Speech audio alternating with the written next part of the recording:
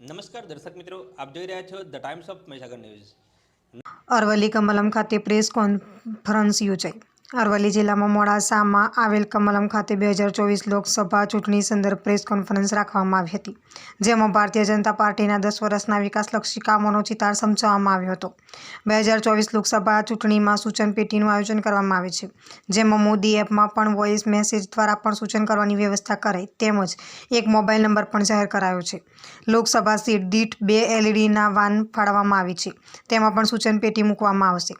દરેક જાહેર સ્થળોએ પણ સૂચન પેટી મૂકવામાં આવશે. લાખોનો ખર્ચો કરી સરકારની સારી કામગીરી જન જન સુધી પહોંચે તેવો હેતુ હોય ત્યાં પ્રમુખ સાહેબ પેટી પણ મજાક કરી.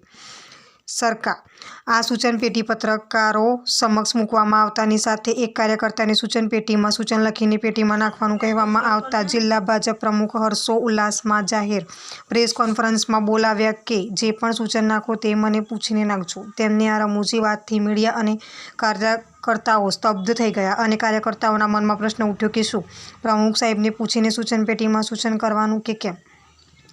ભાજપના જિલ્લા પ્રમુખને પૂછી નાગરિકો સૂચન લખવાનું કે શું? આવા સવાલ ઉઠવા પામ્યા છે. આ પ્રેસ કોન્ફરન્સમાં મંત્રી ભીખુસિંહ પરમાર, ભાજપ સંગઠનના ભીખુસિંહ સોલંકી સહિતના કાર્યકર્તાઓ હાજર રહ્યા હતા. આપના વિસ્તારના પળે પળના સમાચાર જોવા માટે અમારી channel the Times of Mahisagar ન્યૂઝને